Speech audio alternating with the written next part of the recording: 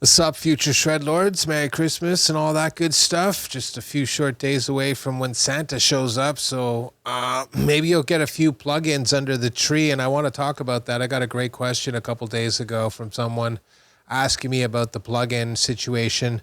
They're like, do you have a lot of plugins? I'm like, yes, unfortunately, I have a lot of plugins. Now, listen, if you're a pro mixer that is doing dance music all the way to like metal, like a David Nosey kind of situation, then you're probably going to need 500 plugins because some plugins work better or play better, if you will, with certain types of music and vice versa and all that good stuff. So you might need something that's specialized to really make this thing pop, which of course is the cost of business.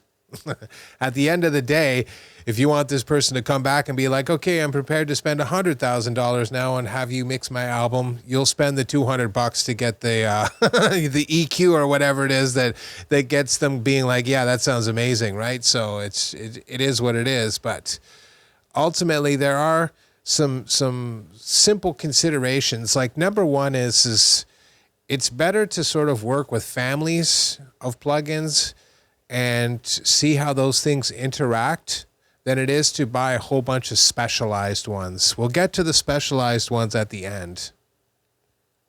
But there are like whole families like Plugin Alliance, UAD, Slate Digital, Waves. These are like huge families of plugins and stuff like that. They have channel strips, compressors, saturators, delays, reverbs, you name it.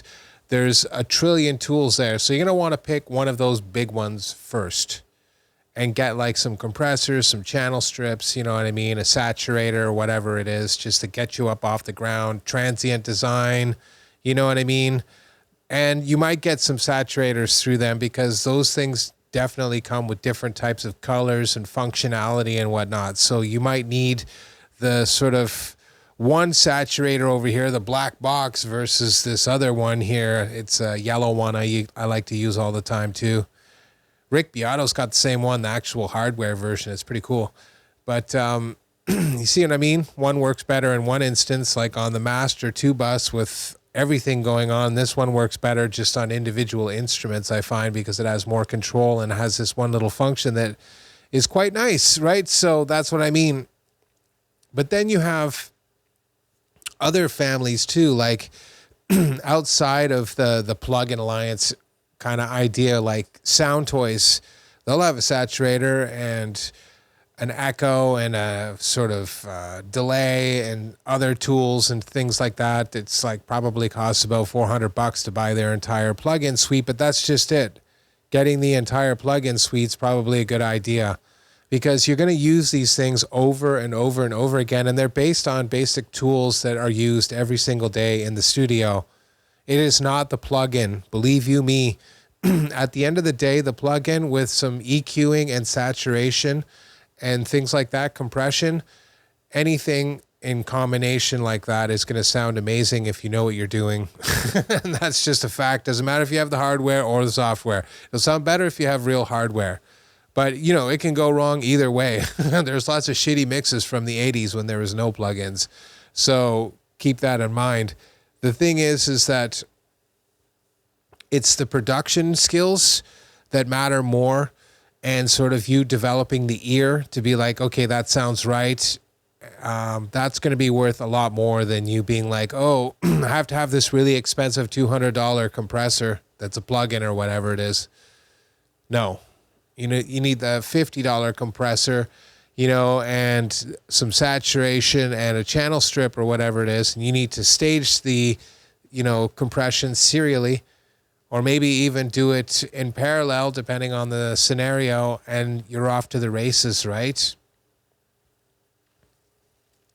That's a fact. Actually sort of started doing some stuff like saturating my reverbs and my delays. And man, does that ever make a huge difference in your mix. Someone told me, and they're like, you should saturate your reverbs. And I was like, what? True story, kid. You can absolutely shape it more, but in a way that's kind of like a half and half compression and half EQ. So very, very insanely useful little tip there. But You know what I mean? So plugins like Sound Toys or Valhalla, they make reverbs and delays and stuff like that. There's Seventh Heaven. I don't know who does that, but you know, there's going to be a company that makes effects. Pick one of those and get those, all of the effects. You know what I mean? Valhalla's nice because it's $50. So you could probably buy their entire plugin suite for like a couple $100 and still get a deal. You know, you're going to get deals when you start buying 2 or 3 or 4 plugins. It'll just come right off the top most of the time. Right? Or you can wait for a sale too and boom, done. And then just work with them because trust me, I've been working with Supermassive for a couple years now and I've barely even touched the surface of what this thing can actually do. You know what I mean? It seems kind of complicated when you first look at it because there's quite a few knobs, but then you start messing with it, it's not so bad. But then when you actually start to mess with it in the context of a mix and you start to understand how these controls actually work in a global environment, that's when it becomes huge. And that's what I mean. Each one of these plugins that I've worked with, the ones that I like and stuff like that, that I've done lots of work with, messed around with lots, it takes at least a year of playing with them to really start to understand and attenuate your hearing to appreciate what it is that it's doing in the mix. Then there's the whole mix principles that doesn't even get into how you've set up your sort of template and all the rest of that to get this sound to work. But overall, I think you're starting to get the picture here, which is sticking to a couple brands and stuff like that just keeps you focused on using tools to get the job done rather than, you know, getting lost in the weeds by looking for the perfect plugin. Oh, you have 17 different channel strips? And you wonder why you're not getting anything done, right? And you're like, well, maybe this next one. It's not that. It's just you're not good at using any of the 17. I'm good at using like 2 right now. You know what I mean? Because they're each incredibly delicate. The way that you have to organize just the plugin running in and of itself, you know, if it's got multiple stages, which obviously if you're buying a channel strip seems to be the way to go. And certain channel strips work better with certain music, you know what I mean? If I was doing an acoustic album or whatever it was that's supposed to be really rootsy and organic, I would not use the SSL sort of 4000. I'd probably jump over to the Focusrite one, which is designed for that kind of stuff. You know what I mean? It's meant to sort of capture that sound and recreate it better. If I was doing other types of music or I wanted a weird sort of option, I might use the N series, which is a weird hybrid sort of, it's got its own sort of line saturation. It's pretty crazy. You can actually hear the plugin humming when it's just sitting on the bus like that. You have to actually automate the mute button or whatever it is, because otherwise that sound builds up. Now that's part of it, of course. That's part of the magic of analog music, but that's my point, is when you're not really expecting it, it's built into the plugin. I'm like, where's that coming from? I didn't understand that. Plus you got to use like, you know, a gate or something.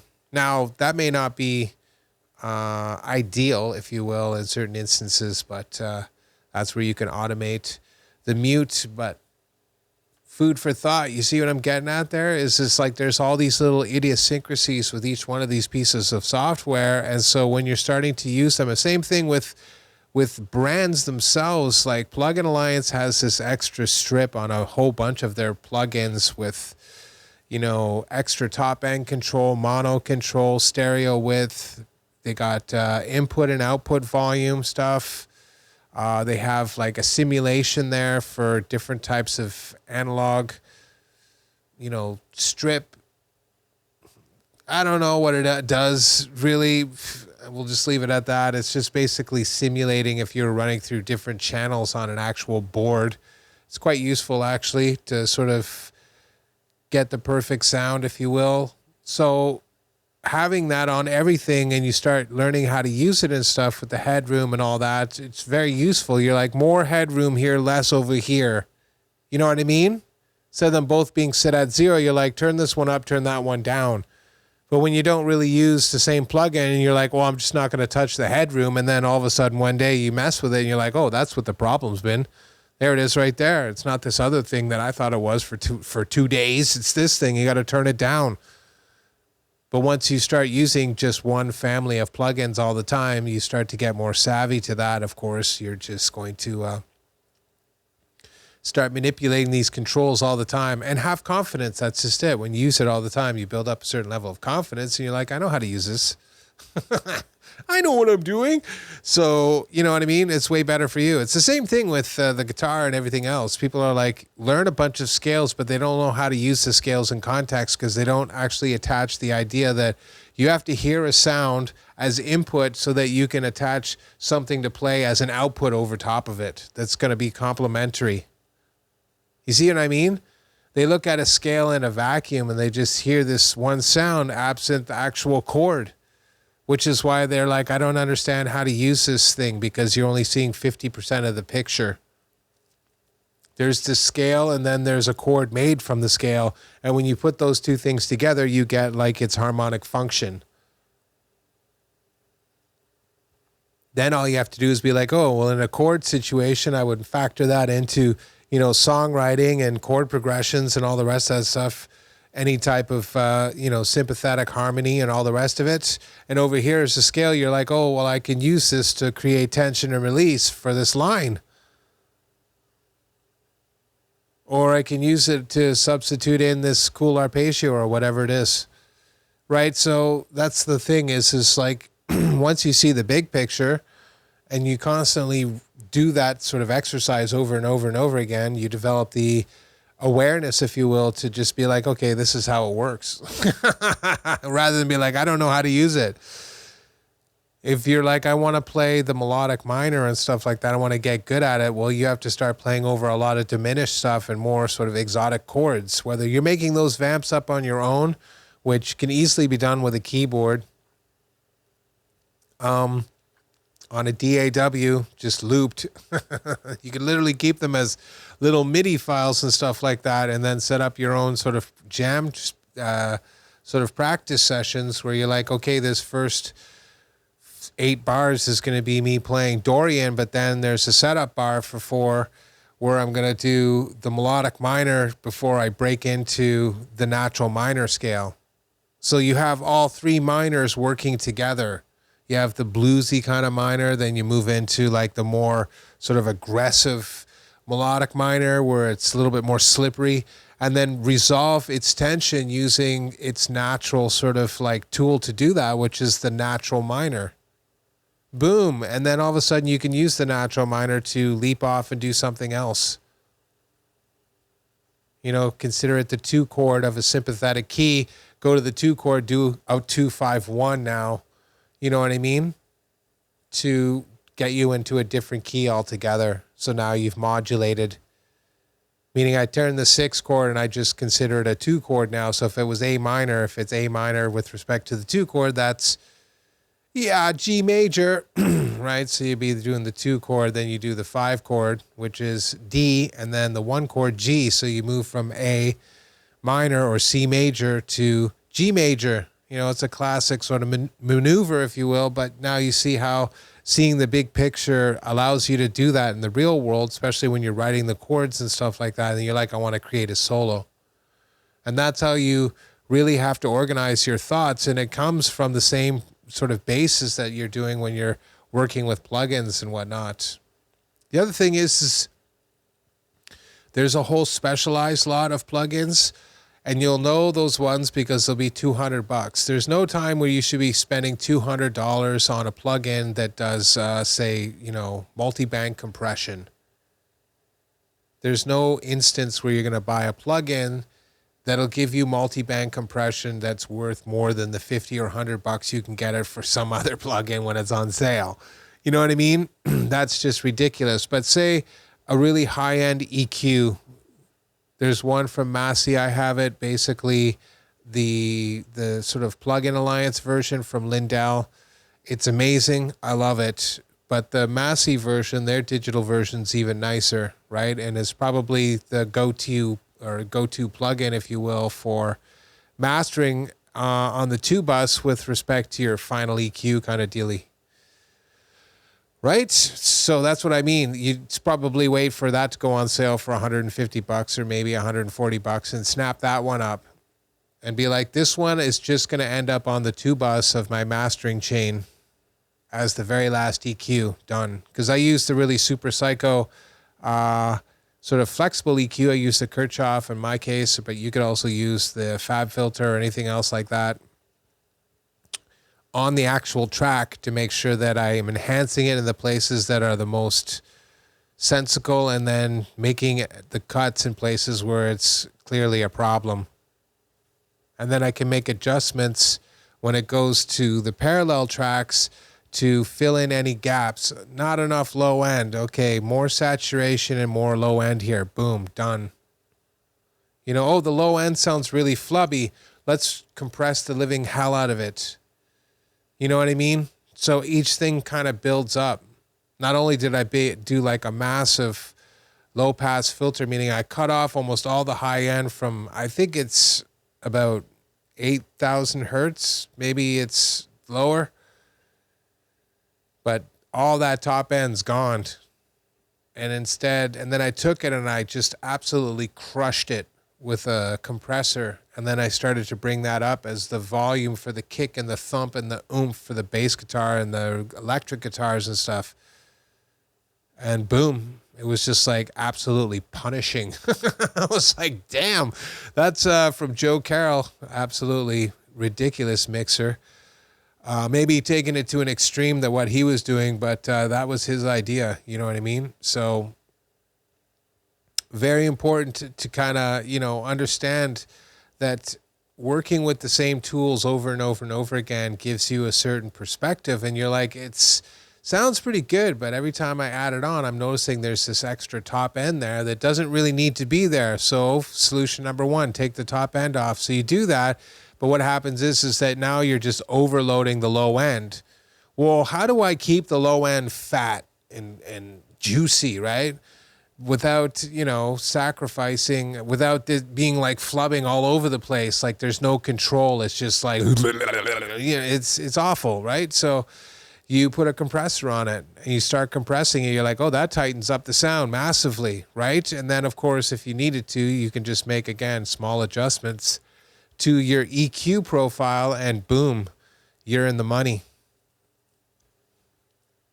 If you don't know how to do that, you're in trouble. Like there's whole set of functionality with respect to the Kirchhoff and stuff like that for upward compression and downward compression. And I'm just starting to try to figure out how that works, especially when you're talking about your master. Like this isn't something I would do in the pre-master stage, maybe, but this seems to be something you want to do a lot more when, but it's cool. You can actually, you know, raise the compression window and it actually compresses at sort of an elevated 0, if you will. I don't know why you wouldn't just set it higher and then have it compress down, but that's just it. You know what I mean? Like it kind of goes up and down now. I'm like, okay, that's pretty cool. There's probably something I can do with that. And that's usually how it happens. But I would have never figured that out if I had been using, you know, 14 different sort of, you know, whatever, parametric EQs. I have one EQ. It's so insanely powerful. I've barely mastered 20% of it. You know what I mean? So that's what I'm getting to is you have to, and it's got like a whole whack of sort of presets and things like that are probably insanely useful and customizable as well. So that's the other thing I've barely touched. I'm only figuring out now which ones kind of work best in certain frequency ranges with respect to certain instruments. That took 2 years, you know what I mean, of just trial and error. So that's kind of a big takeaway. And the other one is of course, saving up your money until you get to like the Black Friday scenario. I mean, UVI, who make a really amazing synthesizer called Falcon, it's probably equal to Omnisphere or Serum or a couple other big ones like that, Diva. Really, really ridiculously good. Their whole suite, 116 instruments, realistically speaking, you'd have to buy an entirely new hard drive, probably like 4 terabytes, to just have this one piece of software on there for like $400 or $500. But I'm just like, for a $500 investment, imagine that was maybe 600 or 700 Canadian, maybe 800. Now people are like, $800? That's pretty expensive for a piece of software, isn't it? And I'm just like, are you kidding me? People drop that kind of money on all kinds of frivolous nonsense and be like, yeah, no, it's fine. They'll drop $800 in 6 months on coffee. Just not notice it. They'll be like, I need the coffee. That's more important to me. Well, in this case, this synthesizer is more important to me because you'd never need another tool again for the rest of your life. You know what I mean? It's as simple as that. With something like, if you're doing more like movie-based stuff, you got to kind of choose. You know what I mean? You're like, probably want Omnisphere. Then there's East West. They have a whole bunch of really cool tools up there for voices and fantasy-based orchestra suites and stuff. It's really nice, like super nice, and relatively decently priced. For about $400, you'd be well into the pro sort of recording with these types of instruments range easily. That's nothing. $400, that's literally nothing. You know what I mean? This used to be $400 for one of these. You could go to Spitfire and easily drop $400 on an orchestra suite. Sorry. Now listen, that's for the people that are, making $1 million doing movies. And a lot of times they actually use these simpler sounds. I've noticed it. On the movies that are worth $200 million, they use the $400 sort of plug-in suites for, strings and all the rest of that, if not outright an actual orchestra, which doesn't happen as much anymore because it's too expensive. But for like a lot of the 100 million and below, which is the lion's share of movies, they're using the, the $100 ones. And like I said, right combination of plugins will take any of these sort of amazing sounds from the box and just make it that much more amazing and just mind-blowing with a bit of reverb and delay and stuff, especially with some top-end gear. Like I said, Valhalla or Seventh Heaven. Wow. It's just like endless amounts of fun. And then with a few other tools, you can get really crazy. And that's just it. Having a really nice keyboard, something from Arturia like that with all the knobs on it, can be insanely useful, because now all of a sudden you can do much more powerful sort of automation, if you will, real time, which sounds a lot more organic. If you watch the really top end guys like McG or whatever it is, and a couple other ones, they actually have expression pedals that they use at the same time as they're playing, so that the strings don't just get pounced on. They kind of play the chord and then bring the strings in, so it has like a natural sort of rise and swell, or they start off and then kind of bring it down. It's actually a genius idea. So, I mean, that's what I mean. You start thinking outside the box and you accomplish some really amazing results. But the point being here is that these plugins are ridiculously cheap during the Black Friday / Christmas run. So if you saved up $1,000, you're going to get maximum benefit. You know what I mean? Plugins that are like normally $40 or $50, maybe even $20, were as low as $9. I use these plugins all the time. The $9 plugin I use all the time. And so does everybody else. I'm not kidding you, okay? I've seen mixers use Waves plugins from like their first or second iteration. They're just like, I don't need anything else. I'm happy with this one. You know what I mean? They get their process. Oh, this is going to affect the sound like this, but it's going to create the space necessary. And then the next step in their process, they're just like, oh, I need to do a top end shelf here. And then all of a sudden the guitar is going from sounding kind of okay to being like God tier. It's a combination of moves that actually makes it sound amazing in a recorded situation, right? And that's just it. Experience. You're like, oh, this EQ here, the parametric is not going to work. Putting a big like top end shelf on this using a parametric EQ is not going to work. But if I use this Neve here that came in a package that I bought for $40, and it's got the little sliders, and you just start adding 10K with this one, it sounds amazing. That's what I'm talking about. There's a specialized plugin. You're like, oh, I have these 3 Neve EQs or whatever it is, the old ones based on like a 500 series kind of situation, the little tiny ones, you'd see basically on a console, and they work absolutely fantastic. 3 knobs, you know what I mean? Oh, you want some saturation? There you go. Turn the saturation up. There's a whole bunch of them like that. And just look out for the ones that are like, basically when they'll talk about them all the time. They're like, this is one of the best plugins you can buy. And when they say stuff like that, you put it in a little file folder and you're like, I'm going to pick that up at some point in time. So it's not about spending money or anything else. And it's not about sort of like investing a huge amount of time into research. If you're recording rock music or whatever it is, then find a channel strip that does rock music like the SSL 4000 G or E, you know what I mean? Or one that does both. Grab that. Start with the main company, right? And later on, when you're hooking up with SSL itself, you're like, I want to see what's going on here with this company because they have some things that I'm interested in. I want to pick them up, sort of as an extra suite. I really like the SSL sound, if you will. Sounds great with my music. So I've been picking up more of the SSL brand stuff because it just works well in creating that sound, right? So there it is. These plugins are synergizing with the ones I'm already using. And then, of course, I have some other stuff in there from Plugin Alliance like saturation and some EQ nonsense and compression and all the rest of this to just fill the mix out and control the dynamics. But they're all sort of relatively inexpensive, and then I only have a few plugins that were quite expensive, and I got them on sale. I waited until they were on sale and then bought them then. So realistically, you should never be spending more than $100 or $150 on one of these plugins, unless it's a one-time deal where you like get the whole UVI suite for Falcon 116 instruments for $500. Be like, yeah, I can do that. You know what I mean? And then just buy the whole thing, and there you are.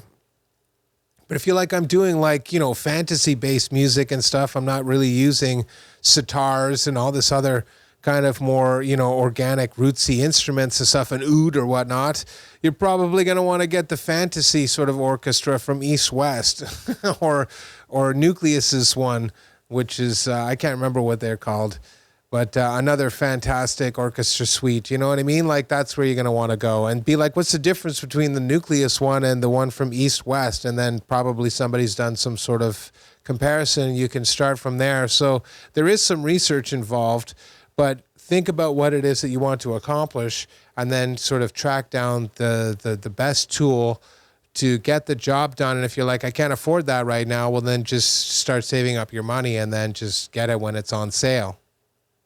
You know what I mean? Next year I'll get probably Omnisphere 3. And I really want some more orchestra sort of VST instruments, so I'll probably end up picking up more of those with some more sort of drum library stuff with respect to Superior and whatnot, because that's one of the most important instruments you have in your entire library. And yes, Superior is the top of the heap when it comes to drum sounds and making drum beats and everything else like that for rock and, all the rest of it. You don't need any of that stuff if you're doing EDM or whatever else it is. You just need a more basic one, maybe even just a sequencer, but you get the idea. You're constantly going to be spending money into that, and that's a really important one. I picked up 2 new drum suites, like the MIDI packs, for like less than $20. So that's a total win, and I probably could have spent at least $100. I almost did, but I was like, I shouldn't, because I need Melodyne instead. I don't need to get more drum stuff right now. I've got enough to get by for the next little bit, but it's definitely on the list, and that's just it. Come Christmas or whatever else it is next year, I can make some strategic buys and then build up your library that way. And like I said, get yourself a portable hard drive or USB stick or something like that you can take and then start sneaking these things onto, where you can have control. You might even want to consider getting a Blu-ray burner and just high capacity Blu-ray discs and start burning some of this information, which will last way longer, obviously, than just on some sort of USB dongle or even on a hard drive. You know, once they start losing their charge, that's it. So, you know, that's the end of the video. Just wanted to put that out there because I know people get wrapped around the axle, especially around Christmas time, because there's so many good deals and whatnot. But the best way to go about it is pick one big family of plugins that you can be like, this basically has everything. Start with that and get the basics, some compressors, channel strips, some saturation and stuff, all at reasonable prices, probably $50 or less for each one, right? And if you can get deals, buy 4 for $60, done. Then start looking for, you know, the accessories, Ozone, Sound Toys, Valhalla, and all of that good stuff. And then at the end, you're basically going to be like, I want to get some specialized plugins like this really expensive EQ for when I'm doing my master, or this really expensive compressor for when I'm doing my master, or for this one particular thing, you know what I mean? Oh, I need this one sort of really fancy one like Bloom or as Spiff or whatever it is. I can't remember exactly. You know, there's a $200 plugin that does some sort of fancy EQ stuff. You might be like, I need that. So there it is. You know what I mean? You might not need both, just need one of them. You might be able to find an alternative. It's up to you, but that's the kind of thing. And then of course, just wait until you can get everything at a deal rather than spending full price or even getting some of the sale prices. Cause again, they've dropped down massively, like humongously. And then you can get way more bang for your buck, because if you buy 10 plugins, they're going to give you a pretty hefty discount too. Plus be like, oh, here, buy more plugins. We'll give you a $75 voucher. As long as you buy another $80 in plugins, you're like another $150 in plugins for $80. Doing it. Right. That's the end of the video. Hope you guys have a killer weekend. We'll see you on Tuesday. Stay frosty, people. Catch you in the next one.